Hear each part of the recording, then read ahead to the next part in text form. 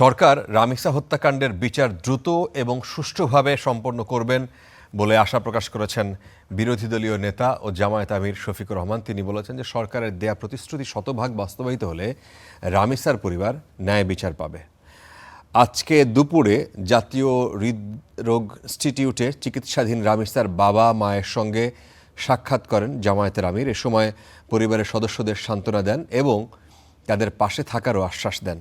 পরে সাংবাদিকদের সঙ্গে আলাপকালে তিনি বলেছেন যে এই হত্যাকাণ্ডে জড়িতদের দৃষ্টান্তমূলক শাস্তি নিশ্চিত করতে হবে। বিচারের নামে অবিচার ও দীর্ঘসূত্রতার অপরাধ বাড়ছে বলে মন্তব্য করেন তিনি।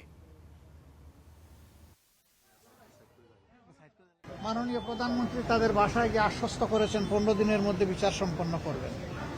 আমরা দেখতে চাই প্রধানমন্ত্রীর কমপক্ষে এই ওয়াদাটা শতভাগ বাস্তবায়ন হবে। যদি বিচার বিভাগ সঠিকভাবে এই কাজ করে, সিরিয়াসলি করে, তাইলে 15 দিন মানে 15 কর্মদিবসের মধ্যে এটি সম্ভব।